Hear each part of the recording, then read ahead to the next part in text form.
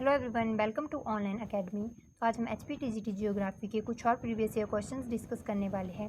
जैसे कि आपको पता है भी हमने 2016 हो या 2018 के जो प्रीवियस ईयर क्वेश्चन बने थे जियोग्राफी से उनको डिस्कस कर लिया है। और आपको पता है कि हर साल जो है हमें क्या देखने को मिला है, कम से कम 20 क्वेश्चन जो है जियोग्राफी से देखने को मिले हैं। उनमें से हमने देख लिया था कि भाई कहाँ से कितने क्वेश्चन बनते हैं, है ना। तो उन चीज़ों को हम डिस्कस नहीं करेंगे, लेकिन देखते हैं अभी आज कौन से ईयर के डिस्कस करने वाले हैं हम प्रीवियस ईयर क्वेश्चन। तो ये रहने वाले हैं 2020 के, है ना। इसमें हमारा फर्स्ट क्वेश्चन रहेगा, beyond Farakka the main stream of Ganga flows into Bangladesh by which name, यानी कि फरक्का के परे गंगा की मुख्य धारा बांग्लादेश में किस नाम से बहती है। तो अगर आपको ध्यान हो तो हमने डिस्कस कर लिया था पहले भी, उसमें मैंने आपको पूरा जो है गंगा रिवर सिस्टम जो मतलब गंगा रिवर के बारे में सारी चीज़ें जो है डिस्कस कर ली थी। इवन उसकी हमने जो है कोई अगर उसकी ट्रिब्यूटरीज है उनको भी डिस्कस करा था, कैसे जो उसकी फॉर्मेशन होता है, फिर कैसे वो जो है बाइफरकेट होती है। तो पहले तो हम आंसर देख लेते हैं। तो आंसर आपका राइट रहने वाला है, इसमें जो है पद्मा। तो अभी उन्होंने पूछा क्या था, जैसे कि आपको मैंने बताया था कि भाई ये तो सबको बताना कि गंगा रिवर कहाँ से निकलती है, गंगोत्री से। और किस नाम से निकलती है, तो भागीरथी के नाम से गंगोत्री से, गंगोत्री के गौमुख ग्लेशियर से निकलती है। आई मीन गंगोत्री ग्लेशियर के गौमुख नामक जगह से निकलती है ना। और बात करें ये फ्लो करते हुए यहाँ देवप्रयाग में किससे मिलेगी, तो एक रिवर आ रही होती है अलकनंदा, और अलकनंदा जो है एंटर हो जाती है देवप्रयाग में, जो यूपी में, यूके से निकली ना, उत्तराखंड से, यहाँ यूपी में दोनों जो है मिल जाती है। और ये जगह का नाम देवप्रयाग है, ठीक है। नाम ध्यान में रख लेना है। पूछा जाता है भागीरथी और अलकनंदा कहाँ पे मिलती है, और अलकनंदा जो है निकलती है कहाँ से, तो ये निकलती है हमारे पास से सतोपथ ग्लेशियर से, ये ध्यान में रख लेना है। और उसके बाद जो है एक आगे जाके एंटर हो जाती है बिहार में, 3 स्टेट्स होगी, है ना। बिहार के बाद आपको दिखेगा कि भाई आगे झारखंड में फ्लो करेगी। उसके बाद ये वेस्ट बंगाल में एंटर होती है, झारखंड आ गया, देन वेस्ट बंगाल। वेस्ट बंगाल में आपको एक चीज़ देखने को मिलेगी कि वहाँ पे एक फरक्का बैरेज करके मैंने अच्छे से बताया था, वहाँ पे इसका क्या हो जाता है, बाइफिकेशन देखने को मिलता है। तो ये एक तो जो है इंडिया में रह जाती है और सेकंड एंटर हो जाएगी बांग्लादेश में। जो बांग्लादेश में एंटर होती है किस नाम से एंटर होगी, तो आपको देखने को मिलेगा पद्मा के नाम से, और यही चीज़ पूछी गई थी। और जो इंडिया में रह जाती है किस नाम से जो है हमें देखने को मिलती है, तो हुगली, और इसको कई बार हुगली भागीरथी भी कहते हैं। अगर आपने प्रीवियस ईयर क्वेश्चंस के जो हमने डिस्कस करे थे उनको अच्छे से देखा है, तो एक क्वेश्चन बना था कि भाई उसमें ऑप्शंस दी थी कि ऐसी कौन सी रिवर है, ईस्टर्न रिवर, जो एस्चुरी बनाती है। और हमने देखा था एस्चुरी और जो है जिसे कहते हैं डेल्टा, उनमें डिफरेंस देखा था कि वेस्टर्न रिवर जो है हमारी क्या बनाती है, वो एस्चुरीज बनाती है सारी की सारी, है ना। और ईस्टर्न रिवर मेनली क्या बनाते हुए दिखती है आपको, तो वो जो है हमें देखने को मिला भाई कि वो सारी क्या बनाती है, ये वाली जो ईस्टर्न रिवर है, तो वो जो है सारी की सारी डेल्टा बनाती है। यहाँ इस साइड जो भी बहती है अरेबियन सी में, वो एस्चुरी बनाती है। और देखा था क्योंकि हाइट है यहाँ पे, तो उनको इतना जो है यहाँ पे फ्लो करने के लिए जगह नहीं मिलती है, थोड़ी प्लेन जगह नहीं मिलती जहाँ वो डेल्टा की फॉर्मेशन कर सके। लेकिन ईस्टर्न पार्ट जो है एज़ कम्पेयर टू इट जो है थोड़ा धंसा हुआ सा है, तो उसी वजह से यहाँ पे डेल्टा बनते हैं। लेकिन एकमात्र रिवर हमने देखी थी, इसका नाम था हुगली भागीरथी, या हुगली भी ऑप्शन में आ सकता है, तो ध्यान में रख लेना है। क्योंकि जो इंडिया में स्ट्रीम रह जाती है गंगा रिवर की, उसको क्या कहते हैं, हम हुगली भागीरथी रिवर कहते हैं। तो वही एकमात्र ईस्टर्न रिवर थी जो क्या बनाती है, एस्चुरी बनाती है। अदरवाइज सारी की सारी ईस्टर्न रिवर, चाहे वो साउथ में हो या मतलब जो भी ईस्ट में भी और बंगाल में जो है एंटर हो जाती है, सब क्या बनाती है, डेल्टा बनाती है। तो ये चीज़ आपको ध्यान में रख लेनी है, क्वेश्चन अगेन बन सकता है। तो वो उस टाइम भी हमने बहुत अच्छे से गंगा रिवर देखी थी, लेकिन फिर से जब हम डिस्कस कर ही रहे हैं तो यही पूछा था कि भाई बांग्लादेश में किस नाम से एंटर होगी, पद्मा के नाम से। फिर एक रिवर जो है हमारे पास यहाँ इसमें एंटर होगी, उसका नाम क्या, जमुना नाम। जमुना नाम से एक नाम जो है रिवर एंटर होती है, जमुना नाम के आई मीन जमुना नाम से एक रिवर एंटर होगी, उसका जो है आगे फिर हमें देखने को मिलते हैं। दोनों को मिला के जो आगे अब फ्लो करेगी रिवर, उसको किस नाम से जाना जाएगा, मेघना नाम से जाना जाएगा। और फिर फाइनली जो है बे ऑफ बंगाल में किस नाम से गंगा रिवर मिलती है, तो ये मिल जाएगी मेघना नाम से। हमने देखा कैसे गंगा रिवर की जो है फॉर्मेशन होती है और कैसे उसका एंड हो गया, है ना, बे ऑफ बंगाल में मर्ज हो गई जो है। तो सबसे पहले तो हमने देखा गौमुख से भागीरथी के नाम से निकली, है ना, और वो भी गंगोत्री ग्लेशियर, और गंगोत्री ग्लेशियर से अगर देखा जाए। और यहाँ पे अलकनंदा जो सतोपथ नामक एक ग्लेशियर से निकलती है, ये यूके में चल रहा है ना सारी चीज़ें। उसके बाद यूपी में पहुँच के जो है देवप्रयाग में हमें देखने को मिलता है, दोनों मिल जाती है। उसके बाद बिहार में फ्लो करेगी, झारखंड में फ्लो करेगी। 5 स्टेट्स हैं, ध्यान में रख लेना। क्वेश्चन कैसे भी बन सकता है, स्टेट से बन सकता है या किस नाम से ओरिजिन होता है इसका, कहाँ पे दोनों जो अलकनंदा और भागीरथी मिलती है, क्वेश्चन बनता है।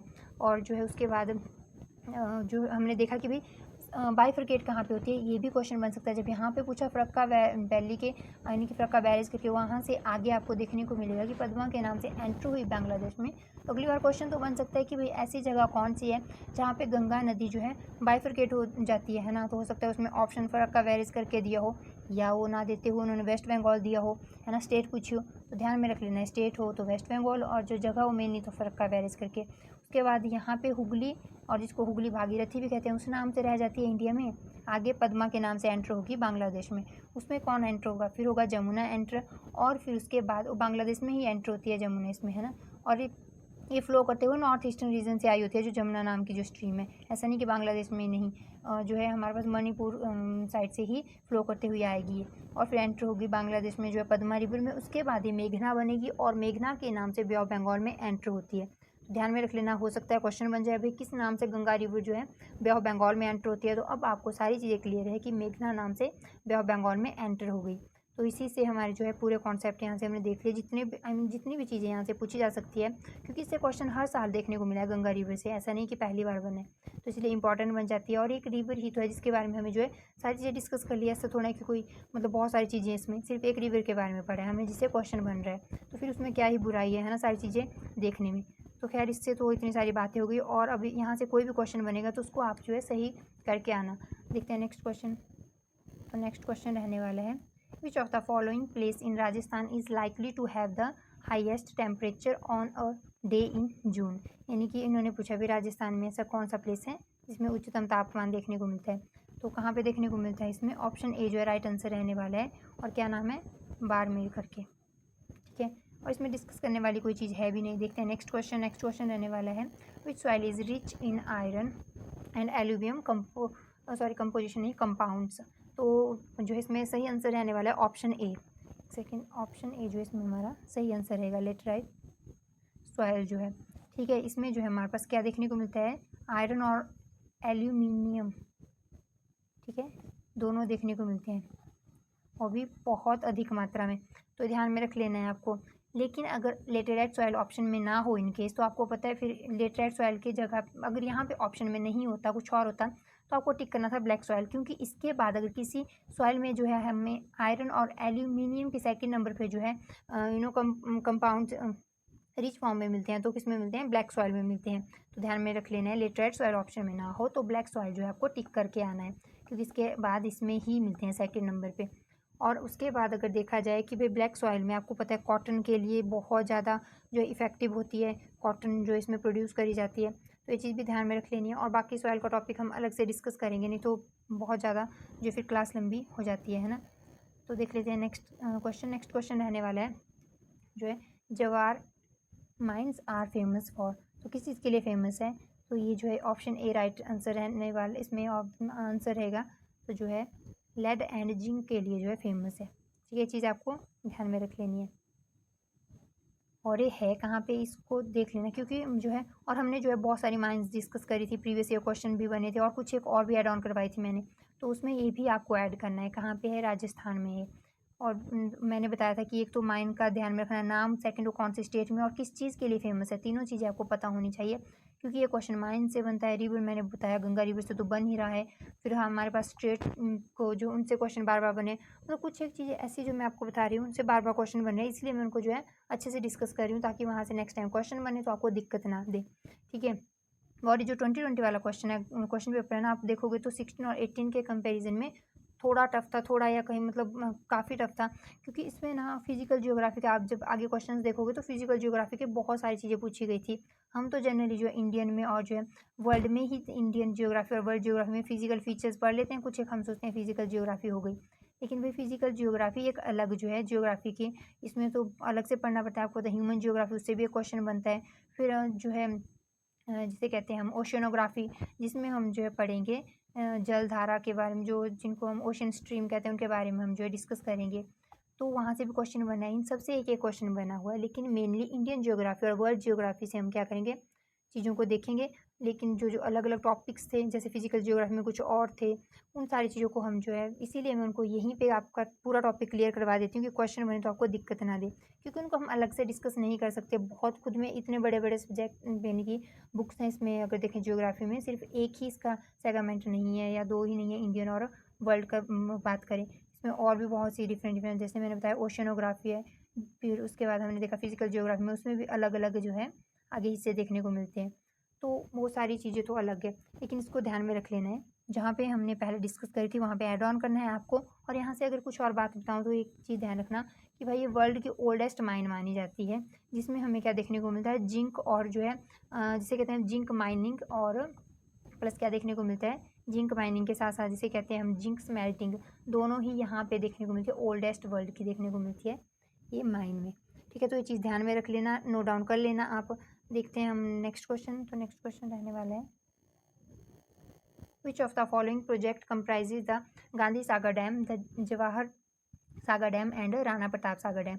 तो अगर आपने अगेन मैं कहूँगी प्रीवियस ईयर क्वेश्चन अच्छे से उस टाइम आपने जब हमने डिस्कस करे थे उनको अच्छे से माइंड में बिठाया होगा और नोट डाउन करा होगा, जितनी भी इन्फॉर्मेशन डिस्कस करी है, तो आपको अभी ना यहाँ से आंसर आपके माइंड में आ गया होगा। अब आप बोलोगे कैसे भाई, तो हमने एक चीज़ डिस्कस करी थी, पूछा था क्वेश्चन, या तो 2016 में था या 18 का, जो हमने डिस्कस करा उनमें से किसी एक में था कि भाई जो गांधी सागर डैम है, पूछा था वो कौन सी रिवर पर है। तो कौन सी रिवर पर है, मैंने बताया था भाई चंबल रिवर पर है ना, और मैंने भी बताया था एमपी में है। तो आपको अब तो क्लियर हो गया होगा भाई गांधी सागर डैम किससे रिलेटेड है, चंबल प्रोजेक्ट से। और इसके साथ आपको ध्यान रख लेना है, हो सकता है अगला क्वेश्चन बन जाए कि जो चंबल प्रोजेक्ट है उसमें कौन कौन से जो है डैम जो है एसोसिएटेड है उससे। तो एक तो गांधी सागर डैम रख लेना है ध्यान में, सेकंड जौहर सागर डैम ध्यान में रख लेना है ना, और थर्ड कौन सा आ जाएगा, राणा प्रताप सागर डैम। तीनों ही चंबल रिवर पे है, ठीक है, और चंबल प्रोजेक्ट का हिस्सा है। नंबर 1 चंबल प्रोजेक्ट का हिस्सा है, नंबर 2 चंबल रिवर पर है। गांधी सागर डैम की बात करें तो हमने देखा था कि भाई एमपी में है ना, चीज़ मैंने आपको बताई थी। अगर आपने अच्छे से रिवाइज करा होगा, डिस्कस करने के बाद नोट डाउन करा होगा, फिर रिवाइज करा होगा। उसके बाद बात करें जौहर सागर डैम, तो जौहर सागर डैम जो है हमारे पास गुजरात में देखने को मिलता है, और जो है राजस्थान में देखने को मिलता है, गुजरात में नहीं है।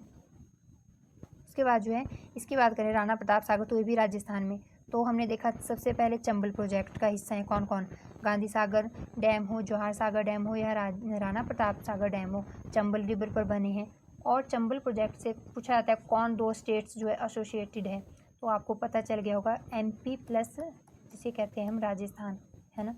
तभी तो मैंने बताया आपको कि कौन सा कहाँ पे। नेक्स्ट टाइम हो सकता है क्वेश्चन बन जाए जौहर सागर डैम जो है कौन सी स्टेट में है, या राणा प्रताप सागर डैम कौन सी स्टेट में है, या पूछ लिया जाए कौन सी रिवर पे है, या फिर कौन से प्रोजेक्ट का हिस्सा है, क्योंकि इसमें जो है बैक टू बैक 2 बार क्वेश्चन देखने को आपको मिल गए हैं ना। तो इसीलिए इस चीज़ को ध्यान में रख लेना, हमने सारी चीज़ें से डिस्कस कर ली। अब क्वेश्चन कैसे भी बने हमें तैयार रहना है कि भाई आंसर टिक करके आएंगे।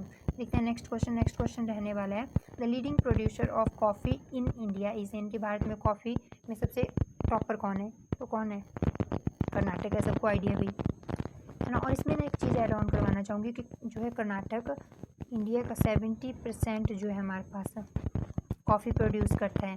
और कर्नाटक के बाद अगर देखें तो सेकंड नंबर पे अपना ध्यान रख लेना केरल, ठीक है। और केरल जो है हमारे पास अराउंड 21%, टॉप 2 रख लेना। और थर्ड की भी बात कर ही लेते हैं, सारे जो है साउथ में ही है ना, तो एक साथ ही हैं, और ऐसा भी नहीं है कि आपको अलग अलग से ध्यान में रखने पड़ेंगे। तो कर्नाटक से शुरू करना, केरला चले गए ना 70%, फिर 21%, और थर्ड पे आ गया तमिलनाडु। तमिलनाडु में पता आपको कौन सी दिखती है, तो इसमें आपको ध्यान में रख लेना है 5% प्रोड्यूस करता है, और तमिलनाडु में थर्ड नंबर पे आता है। फर्स्ट पे कर्नाटक 70%, हो सकता है नेक्स्ट टाइम कर्नाटक ना ऑप्शन में हो, तो ऑप्शन जो है केरला से शुरू करिए तो उस टाइम केरला टिक करके आना है ना। फिर तमिलनाडु आ गया हमारे पास, 3 हो गए, टॉप 3 ही काफ़ी है। लेकिन एक चीज़ ऐड ऑन करवाना चाहूँगी, एक ना बहुत फेमस वैली है जिसका नाम है अरक्कू वैली करके। क्वेश्चन बनता है कि भाई अरक्कू वैली कौन सी जिसे कहते हैं हम स्टेट में पड़ती है, तो आंध्र प्रदेश में पड़ती है, अगेन साउथ में ही है।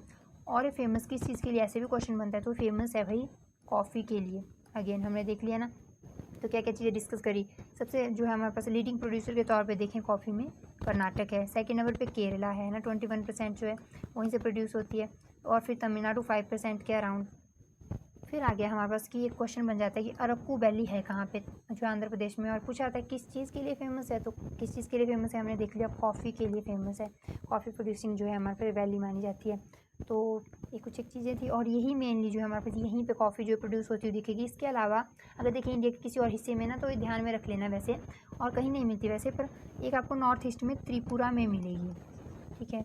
वो अभी इमर्ज हो रहा है एज अ कॉफ़ी मतलब एरिया के तौर पर, तो ध्यान रख लेना। इनके अलावा साउथ में तो हमने देख ली 4 स्टेट्स हैं, है ना। और फिफ्थ अगर बात करें तो त्रिपुरा देखने को मिलेगा नॉर्थ ईस्ट में, अदरवाइज़ इंडिया में आपको और कहीं नहीं देखने को मिलेगी। तो इसीलिए मैंने आपको चीज़ें जो है यहाँ पे पूरी बता दी कि भाई अगर क्वेश्चन कैसे भी बने, क्योंकि यहाँ से भी बनता है कौन सी स्टेट किस चीज़ के लिए टॉप मतलब जो कोई चीज़ प्रोड्यूस करती है तो कौन सी स्टेट उसमें टॉप पे है।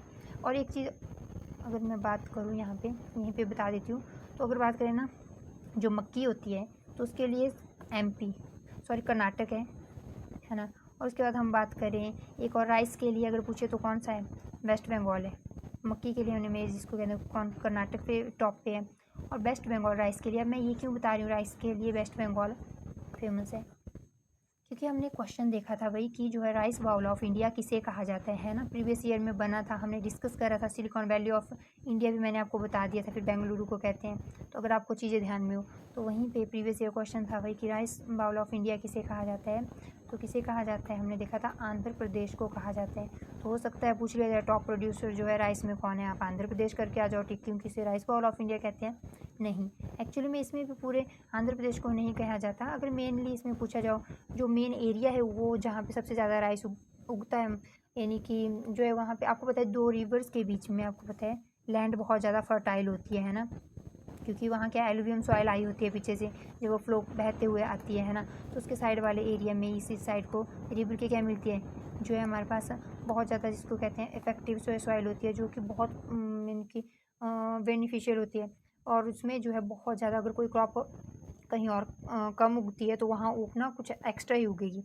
तो इसीलिए ये चीज़ ध्यान में रख लेना। यहाँ पे जो है आपको 2 रिवर्स के बीच में, फिर ये तो 2 रिवर्स के बीच में है एरिया, यहाँ से भी एलुवियम सॉइल है इस साइड से भी, तो ये जो एरिया है इसका नाम ध्यान में रख लेना। इसको कहते हैं कृष्णा गोदावरी डेल्टा। कृष्णा रिवर और गोदावरी रिवर दोनों आपको पता है ना, साउथ में रिवर हमने देखी थी, इसे कहते हैं महानदी गोदावरी।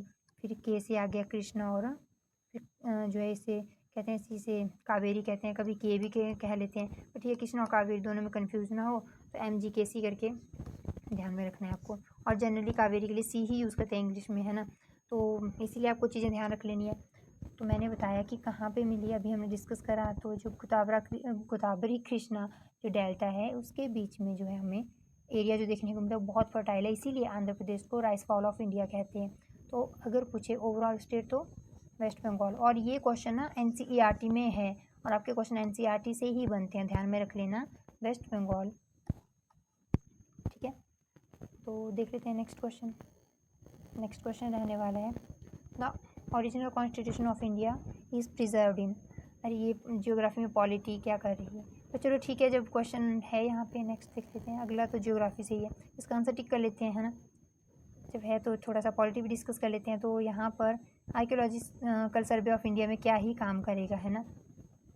क्या ही करेगा, क्योंकि यहाँ पे तो जो एक्सकेवेट करे होते हैं वो चीज़ें प्रिजर्व करी जाती है, आपको आइडिया है। और प्रेसिडेंट हाउस में भी नहीं होगा, जो है प्राइम मिनिस्टर हाउस में भी क्या ही करेगी, है ना। कॉन्स्टिट्यूशन जो है हमारे पास बहुत इंपॉर्टेंट बुक है हमारे लिए, तो वो कहाँ पे मिलती है, आपको पार्लियामेंट हाउस में देखने को मिलती है, ध्यान में रख लेना। चलो यहाँ से जब बात बन ही रही है तो आपको ना कुछ एक चीज़ें देखनी है। आपको पता है एग्ज़ाम कभी भी हो, लेकिन अभी आपको पता है कि भाई नेपाल जो है बहुत ज़्यादा न्यूज़ में है, पॉलिटिकल उसमें सॉरी, वैसे तो ये पॉलिटिकल मुद्दा है, लेकिन आपको ध्यान में क्यों रखना है कि भाई इसमें ना इसकी जो बाउंड्रीज जो जिस स्टेट से जो है शेयर करती है, साझा करती है ना, वो बन सकता है क्वेश्चन, कितनी स्टेट से शेयर करती है हमारे जो है इंडिया की बाउंड्री जो है नेपाल, या हम जो है नेपाल के साथ बाउंड्री शेयर करते हैं, तो कितने किलोमीटर बाउंड्री शेयर करते हैं ये भी ध्यान में रख लेना। कौन कौन सी स्टेट्स हैं वो ध्यान रख लेना, ये चीज़ें। और इसमें ना आपको एक चीज़ बताऊँ मैं, आपको पता है मैंने क्यों एक्चुअली बताया, ज्योग्राफी के पर्सपेक्टिव से आपको पता है कि माउंट एवरेस्ट कहाँ पर है, जो दुनिया की सबसे ऊंची चोटी है ना, हिमालयाज़ पे जो सिचुएटेड है पता है। और मोस्टली हिमालयाज़ कहाँ पे लाई करते हैं, इंडिया में, लेकिन जो है कुछ एक हिस्सा आपको जो है चाइना वाले एरिया में और जिसे कहते हैं नेपाल में भी देखने को मिलेगा, है ना। तो वो चीज़ आपको सबको आइडिया है, तो इसीलिए ध्यान में रख लेना कि उसी पर जो है क्या सिचुएटेड है माउंट एवरेस्ट, जो दुनिया की सबसे ऊंची चोटी है। 8848 भी देखने को मिलता है, और ऑप्शन में अब तो 50 मीटर भी दिया जाता है। तो ये चीज़ तो पता चल गई, लेकिन क्या बताना चाहती हूँ यहाँ से, किसको सागर माता कहते हैं, जो नेपाल के लोग हैं इसकी पूजा करते हैं और सागर माता के नाम से जानते हैं नेपाल वाले जो है माउंट एवरेस्ट को। तो ये चीज़ ध्यान में रख लेना, जो शायद मैंने पहले डिस्कस नहीं करा था क्योंकि अब जो है न्यूज़ में है तो मुझे लगा डिस्कस कर लेना चाहिए। और इसके अलावा जो है अगर हम बात करें तो अभी आपको पता है कि भाई हमारे नए वाइस प्रेसिडेंट बने हुए हैं, तो ध्यान में रख लेना। पॉलिटी के प्रोस्पेक्टिव से इंपॉर्टेंट बन सकता है, क्यों? क्योंकि आपको पता है वाइस प्रेसिडेंट हमारे जो थे जगदीप धनखड़ जी, उन्होंने जो रिज़ाइन कर लिया था, अभी नए जो है वाइस प्रेसिडेंट बने हैं ना, तो आपको उनका नाम पता होना चाहिए। और उसके बाद अगर बात करें तो कौन सा आर्टिकल में एक्चुअली में वाइस प्रेसिडेंट की पोस्ट का वर्णन है, वो चीज़ आपको पता होनी चाहिए। चलो इसी से हम देख लेते हैं कि भाई अगर हमने पार्लियामेंट हाउस की बात करी है ना, तो पार्लियामेंट में कितने हाउस होते हैं आपको देखने को मिलता है, 2 होते हैं ना, लोअर हाउस और अपर हाउस, या कहीं लोकसभा, लोअर हाउस को लोकसभा और अपर हाउस को राज्यसभा कहते हैं। सेकेंड यहाँ क्लियर कर लेते हैं, इसको डिस्कस कर लेते हैं, है ना। तो पार्लियामेंट में लोकसभा और राज्यसभा देखने को मिलती है ना, इसको अपर हाउस कहते हैं और इसको क्या कहते हैं, लोअर हाउस। पार्लियामेंट का वर्णन अंडर आर्टिकल किसमें मिलता है भाई हमारे पास 79, और लोकसभा का मिलता है आर्टिकल 81 में और राज्यसभा का 80 में मिलता है, ध्यान में रख लेना, है ना। राज्यसभा 80 में। तो ये परमानेंट हाउस होता है राज्यसभा, और जो लोकसभा क्या होता है आपको पता है कि भाई इसको भंग करा जा सकता है, परमानेंट यानी कि भंग नहीं होता आपको पता है, लेकिन इसको भंग किया जा सकता है। 5 साल वैसे टेन्योर है, इनकी टाइम पीरियड है, लेकिन 5 साल से पहले अगर लगे पे मेजोरिटी नहीं साबित कर पा रहे अपनी जो है रूलिंग पार्टी है, तो क्या करेगा, रिज़ाइन करना पड़ता है ना। तो इसीलिए या प्रेसिडेंट मतलब पूछ सकता है भाई रिज़ाइन करने के लिए, तो इसीलिए अगर मेजोरिटी प्रूव नहीं कर पाते तो 5 साल से पहले ये हाउस एंड हो जाता है ना, इसका टेन्योर। तो ये तो कुछ एक बातें हो गई यहाँ से, लेकिन एक चीज़ बहुत इंपॉर्टेंट चीज़ बताऊँगी कि लोकसभा और राज्यसभा ओरिजिनल कॉन्स्टिट्यूशन में नाम ही नहीं है। तो क्या नाम है भाई, लोकसभा को लिखा है भाई कि जो है हाउस ऑफ पीपल, राज्यसभा को पता क्या लिखा है, काउंसिल ऑफ स्टेट। आपको पता है ना कि जो हमारे स्टेट के जो है MLAs वगैरह वही तो जो है राज्यसभा के मेंबर्स को जिसे कहते हैं वोट करते हैं। अभी क्योंकि वाइस प्रेसिडेंट जो है हमारे न्यूज़ में है, तो आपको पता है वाइस प्रेसिडेंट जो है एक्स ऑफिशियो चेयरपर्सन किसका होता है, राज्यसभा का होता है ना, क्योंकि वाइस प्रेसिडेंट है इसीलिए उनको क्या है वहाँ का चेयरमैन बन जाते हैं ना राज्यसभा के। तो ये आपको आइडिया है, तो इसीलिए आपको माइंड में रख लेना है ये सारी चीज़ें। और अगर बात करें लोकसभा, तो मैंने कहा कि हाउस ऑफ पीपल कहते हैं, तो कुछ एक चीज़ें थी। और जैसे कि हमने बात करी कि परमानेंट हाउस है, तो आपको पता है कि इसका टेन्योर वैसे तो कोई नहीं है, लेकिन इसके मेंबर्स का जो टेन्योर होता है 6 ईयर होता है। और आपको पता भी है कि हर एक 2 मतलब जैसे 2 साल कंप्लीट होती है ना, तो 1/3 मेंबर जो है रिटायर हो जाते हैं। अभी 1/3 मेंबर क्या होते हैं, मानो 60 मेंबर है राज्यसभा में, वैसे तो हमें पता है 250 है, मानो 60 है, क्योंकि इजी एग्जांपल के जब हम एग्जांपल से समझते हैं तो बहुत इजी एग्जांपल लेना चाहिए। तो 1/3 कैसे हो गया, 20-20 करके हो जाएंगे ना हमारे पास।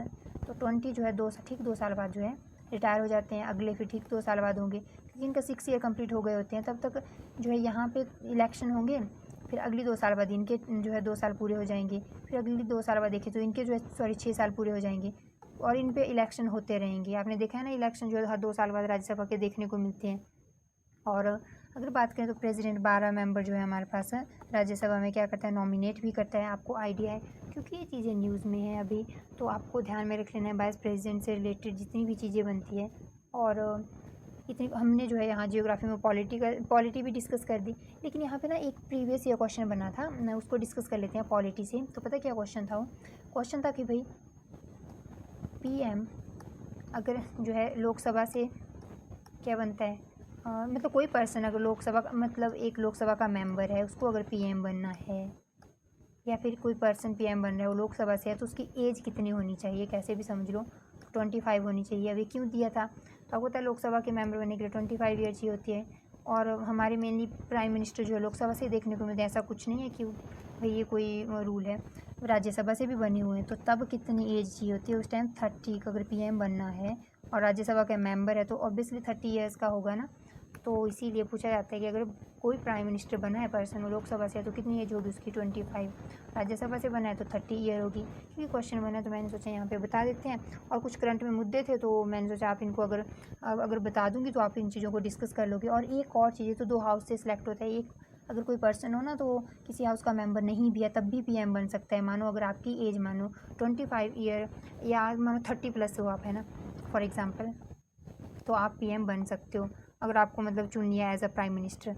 तो उसके बाद आपको क्या करना पड़ेगा, 6 मंथ्स के अंदर अंदर क्या करना पड़ेगा, लोकसभा या राज्यसभा की मेजॉरिटी जो है प्रूव करनी पड़ेगी। क्योंकि आप जो है 30 ईयर्स के, तो आप राज्यसभा के लिए भी एलिजिबल हो, लोकसभा के लिए भी मेजॉरिटी प्रूव करनी पड़ आप सॉरी आपको जो है क्या करना पड़ेगा, वहाँ के लिए किसी हाउस का मेंबर बनना पड़ेगा।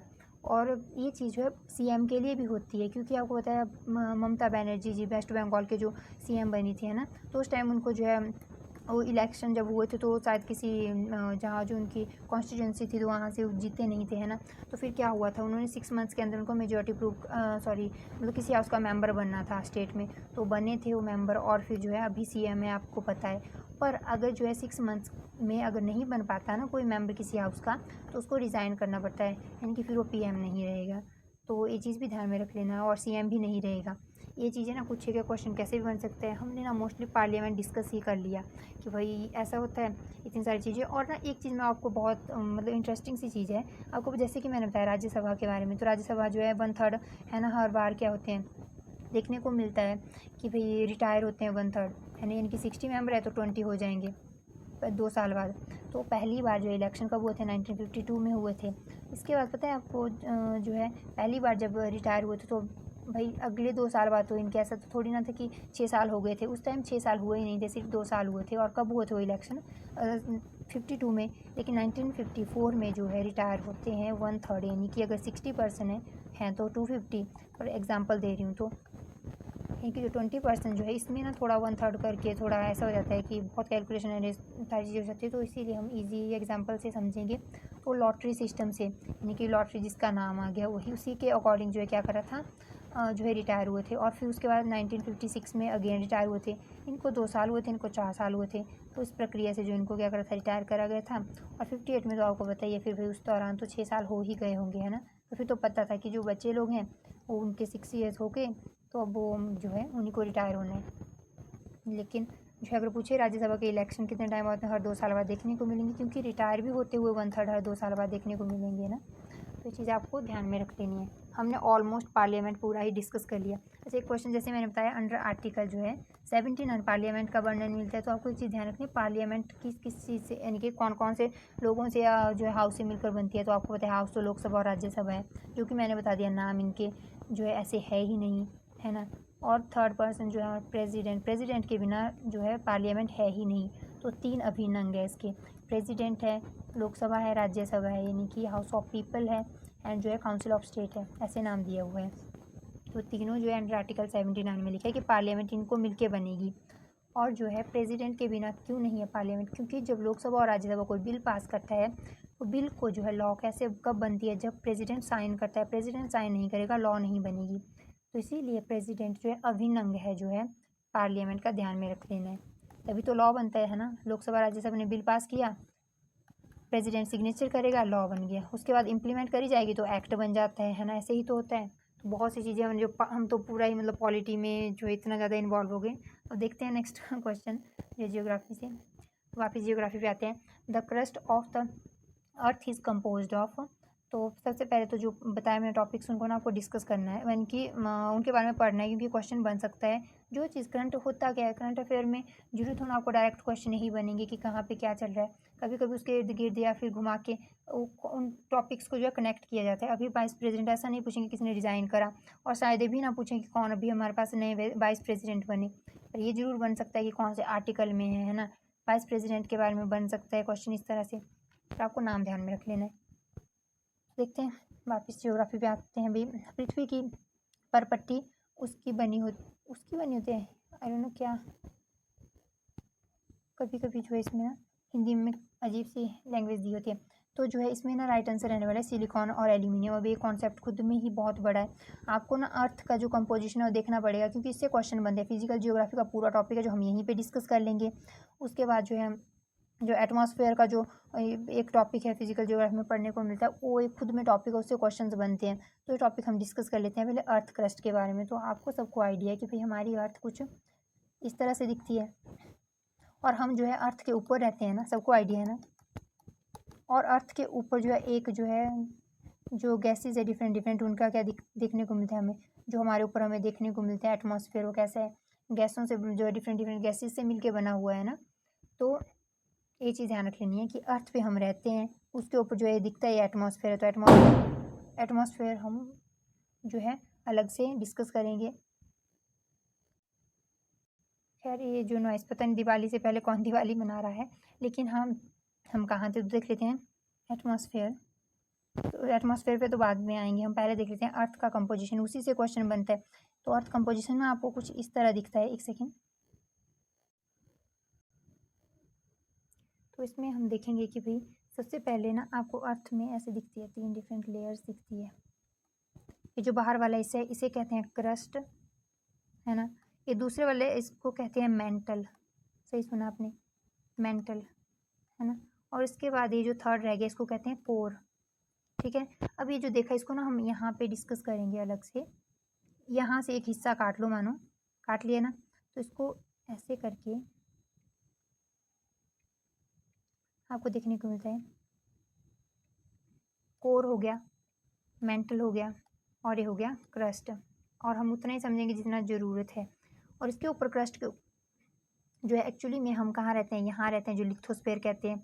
हम तो भूमि पे रहते हैं, इसी को लिथोस्फेयर कहते हैं। तो ये जो लिथोस्फेयर है ना, ये आपको कहीं से इसकी हाइट ऐसे मिलेगी और कहीं से आपको ऐसे मिलेगा है, और कहीं से बहुत नीचे, जो ये बिल्कुल नीचे का हिस्सा है वहाँ पे आपको पानी से भरा हुआ दिखेगा।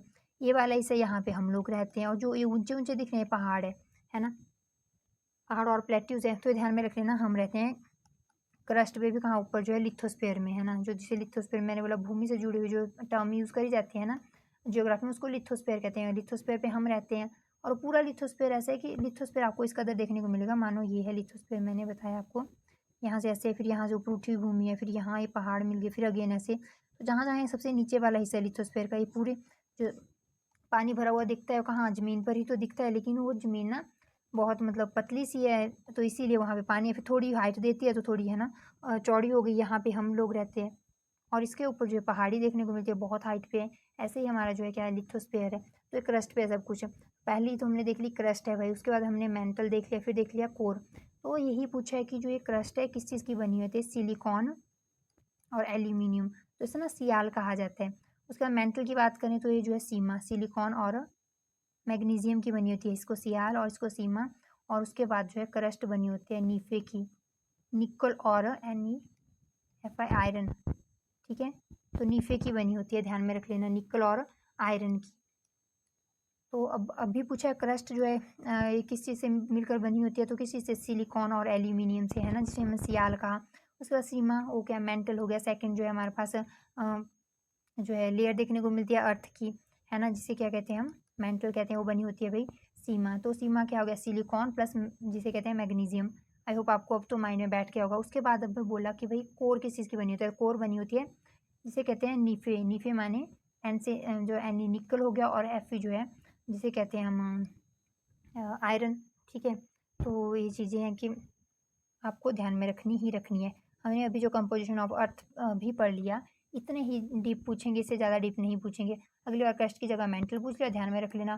फिर हम ऐसा ना शॉक्ड हो जाए कि भाई मेंटल क्या चीज़ है ना, या फिर कोर पूछ लिया हो किसी से बनी है, तब हम शॉक्ड हो जाएं कि भाई ये क्या चीज़ है। तो ये चीज़ें आपको ध्यान में रख लेनी है। और हम कहाँ रहते हैं, लिथोस्फेयर पे, तो ये भी चीज़ ध्यान में आपको होनी चाहिए। जैसे पॉलिटी की अलग टर्मिनोलॉजी यूज़ होती है, वैसे ही ना इसमें जियोग्राफी में भी अलग से ही यूज़ कर जाते हैं टर्म्स, और वैसे ही आपको जो है एनवायरनमेंट में भी मिलती है। तो हर एक सब्जेक्ट की अपनी अपनी लैंग्वेज होती है। उसमें हम भूमि से जुड़े जो है कोई भी चीज़ है तो उसे क्या कहते हैं, लिथोस्फेयर। वहीं पे पानी से जुड़ी हुई बात कर लेना तो उसे हाइड्रोस्फेयर कहते हैं। ऐसे करके चीज़ें हैं, खैर इनमें क्यों ही जाना। तो ये चीज़ आपको ध्यान में रखनी है। कंपोजिशन ऑफ अर्थ क्वेश्चन बनेगा फिर से, तो आपको आंसर टिक करके आना है। यही मैंने बता दिया। इसको सियाल कहते हैं, जो बना हुआ है सियाल। क्रस्ट जो है एक्चुअली कंपोज किससे हुई है, सियाल से। और मेंटल जो है किससे बनी हुई है, सीमा। और नीफे, नीफे जो है हमारे पास देखने को मिलता है भाई कि बेसिकली कोर जो है नीफे से मिलकर बना होता है, इनकी निकल और जिसे क्या कहते हैं हम, आयरन कहते हैं। तो ये चीज़ें जो है ठीक है जो मैंने आपसे डिस्कस करी। नेक्स्ट क्वेश्चन देख लेते हैं। आगे जो है क्वेश्चन बहुत सारे हैं, तो मैं सोच रही हूँ कि हम इनको ना नेक्स्ट वीडियो में डिस्कस करते हैं, क्योंकि पता क्या बात है, बहुत बड़ी वीडियो हो गई। हमने पॉलिटी भी डिस्कस कर लिया बीच में, तो उस चक्कर में बहुत बड़ी वीडियो बन जाएगी। और ऐसा मैं सोचना है कि भाई हम कुछ एक ही क्वेश्चन डिस्कस कर रहे हैं। पता है क्यों, क्योंकि हम सिर्फ क्वेश्चन डिस्कस नहीं कर रहे, पूरा टॉपिक है जो हमने अभी डिस्कस करा, कंपोजिशन ऑफ अर्थ देख लिया भाई। उसमें जैसे भी क्वेश्चन मैंने, हम क्या करते हैं जियोग्राफी जब पढ़ते हैं पूरा टॉपिक वाइज चलते हैं ना, तो यहाँ हम बस MCQs जो प्रीवियस ईयर क्वेश्चन बनते हैं उनके माध्यम से टॉपिक डिस्कस कर रहे हैं।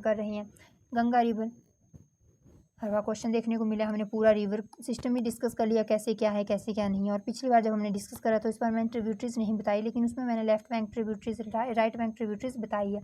वहीं पे आपको चीज़ें ऐड ऑन करनी है ना, क्योंकि हर बार हर चीज़ बताई जाए तो फिर वही है ना कि फिर बहुत लंबी क्लास खिंच जाती है और आप भी परेशान हो जाओगे कि बार बार वही चीज़ें बता रहे हैं। उसके बाद जो है हमने अर्थ क्रस्ट का जो कंपोजिशन ऑफ अर्थ देख लिया। नेक्स्ट टाइम जब एटमॉस्फेयर वाला कॉन्सेप्ट आएगा तो हम एटमॉस्फेयर डिस्कस कर लेंगे। अभी क्यों ही डिस्कस करना है ना, तो हम देख लेंगे कौन कौन सी लेयर से मिलकर बनना होता है, ठीक है। और फिर उसमें कहाँ पे एक्चुअली में वेदर चेंजेस देखने को मिलते हैं, और तो वो सारी चीज़ें हम डिस्कस करेंगे। वहाँ से क्वेश्चन बने हैं इसीलिए। और मैंने जैसे कि आपको बताया कि 2020 में जो बना हुआ था क्वेश्चन, उसमें ना जो है फिजिकल जियोग्राफी से बहुत सारी चीज़ें थी, या कहीं की मैक्सिमम चीज़ें एक्चुअली फिजिकल जियोग्राफी से थी। तो आप अगर सिर्फ वही जो इंडियन जियोग्राफी के भरोसे गया होता है ना उस टाइम, तो फिर दिक्कत से जाता। उसमें ना मैं सच कहूँ तो हार्डली 4-5 क्वेश्चंस बने थे उससे। तो वही कि मैंने बोला ना आपको कितनी बार कि भाई हम एक ही सब्जेक्ट पर्टिकुलर जो है उसके सेगमेंट पे नहीं रह सकते डिपेंडेंट। जैसे कि इंडियन जियोग्राफी की हम पढ़ तो लेंगे कि ठीक है, वो डिपेंड करता है कब एग्जामिनर का कैसा मूड है, वो कितना उससे जो है चीज़ें डालेगा। और जैसे कि देख लो फिजिकल जियोग्राफी से इतने सारे क्वेश्चंस बने थे। फिर ओशनोग्राफी से भी इसी जो है उसी फिजिकल जियोग्राफी का ही एक पार्ट है, तो उसी में जो ओशनोग्राफी से क्वेश्चन बने थे। ह्यूमन जियोग्राफी से क्वेश्चन बनता है। तो बहुत सारी चीज़ें हैं, तो इसीलिए प्रीवियस ईयर क्वेश्चन जो है इंपॉर्टेंट होते हैं। तो आई होप आपको इतनी चीज़ें क्लियर होगी। और आप ना एक चीज़ ध्यान में रखना कि नोट्स बनाना ज़रूर, क्योंकि तभी बेनिफिट मिलेगा आपको, अदरवाइज़ फिर क्या ही फ़ायदा है ना। तो इसी के साथ हम वीडियो एंड करते हैं। और आपको अगर इन्फॉर्मेटिव लगी हो क्लास तो please like share and subscribe करना मत भूलना, जो कि आप लोग करते नहीं हो, पर फिर भी मैं तो बोल ही दूँगी। ठीक है, फिर यहीं पे एंड करते हैं हम क्लास।